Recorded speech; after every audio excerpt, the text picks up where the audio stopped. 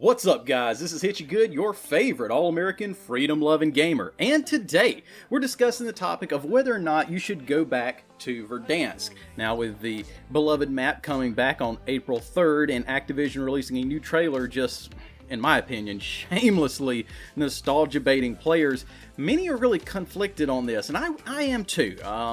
You know, this is a channel that heavily weighs in to nostalgia to bring back the good old days, but I've got some thoughts on this, because many like myself feel like Activision has just completely squeezed every dime they can out of the community.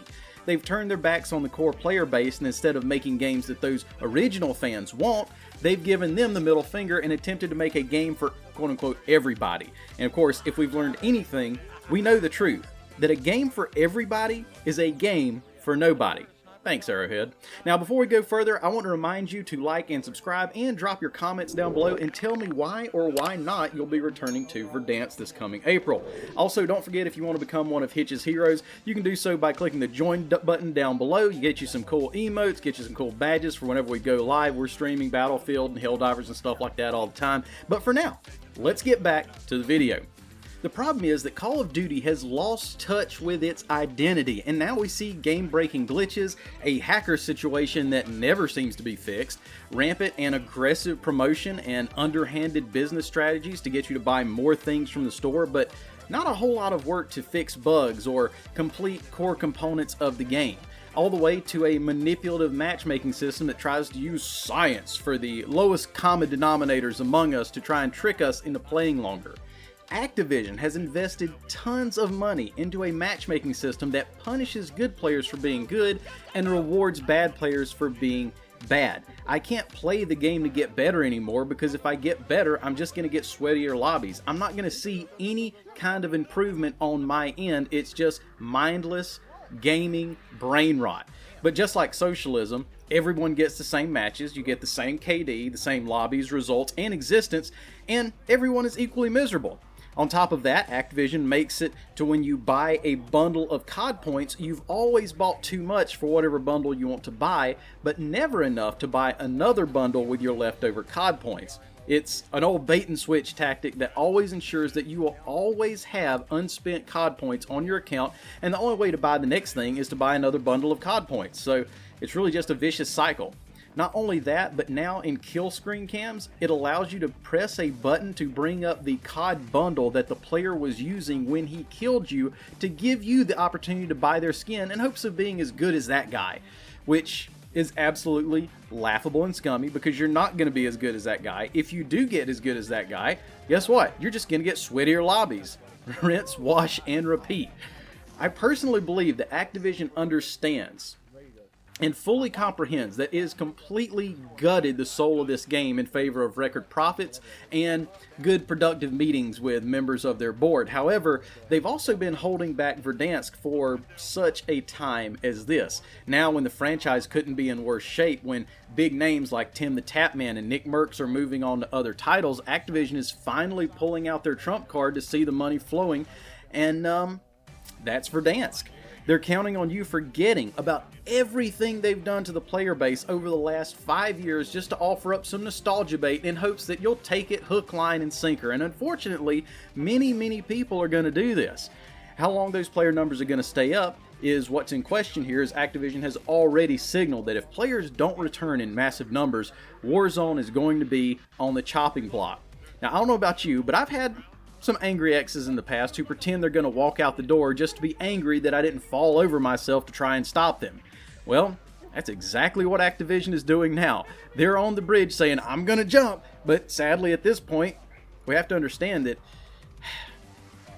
this, okay? If there's nothing else that you get out of this video, you have to understand this. If we love Call of Duty, if we love Verdansk, if we love Warzone, if we love gaming in general, we have to let this die.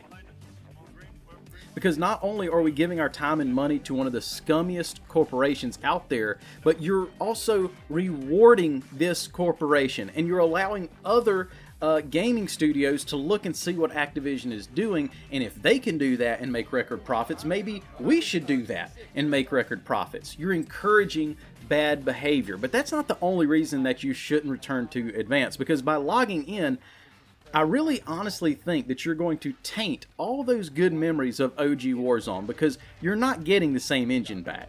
You're not getting the same movement. You're not getting the same guns. You're not getting the same mechanics. None of it. It's just a reskin of Activision's crappy product that they've already tried to sell, failed, had it returned, and then they just repackaged it hoping that you won't notice. And this doesn't even scratch the surface of some of the awful things that Activision has done over the past 5 years. In the wake of #MeToo, Activision virtue signaled all over the place over how they solidly stood with women's rights movement. But really, their employees at the same time kept a separate hotel room they dubbed the Cosby Suite to take drunken co-eds back to this room to have sex with them after late night corporation parties. Also, we remember the cringy news that popped up right around that same time reporting that male employees went into the lunchroom to steal their female co-workers' breast milk and engaged in regular cubicle crawls to sexually harass their female co-workers even more. Out of all that, I don't know of one Activision employee who lost their job over this or was held accountable by any standard. They also spent a ton of time shoving politics in the game, such as BLM messages to support an organization that the founders of that organization just took off and bought a couple $1 million mansions and didn't help out one single black person other than themselves. They plastered gay and trans pride flags all over the character customization menus with no options for country flags at all. Then, in their most radical extremist move yet, they took Nick Merck's skin out of the store, because Nick dared to think that elementary school kids shouldn't be shown transgender propaganda in public schools. I remember the #Leave the Kids Alone movement became a mantra for months. I stand with Nick, yet the dollars for Activision still kept rolling in. At some point, it has to prick our conscience to say, you know what? I love gaming. I love Call of Duty, and I love Warzone.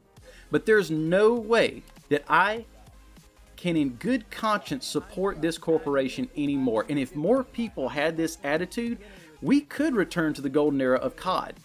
But sadly, we settle for mediocrity, and we don't do that. So ultimately, I really think you're doing yourself a grave disservice, not only to yourself, but to your fond memories of 2020, should you revisit Verdansk. Because, let me tell you, what we're going to see on April 3rd, that ain't Verdansk. And this isn't the Warzone you remember. As a channel that heavily leans into nostalgic vibes, I truly get it. I want to go back also. I would love to drop in the Superstore and get wasted by sweats again. To jump from shack to shack in the lumberyard. To hold up in the castle for the whole round as long as we could. To scale the rooftops around the old mining town. But I refuse to reward the bad behavior Activision has engaged in over the past 5 years. And if you love gaming, I think you should too. Now once again, if you feel this video has been informative or you enjoy my take on things, don't forget to like and subscribe and get some cool emotes and badges by becoming one of Hitch's heroes via the join button below. But other than that, thank you for watching. God bless. Hitch you good out.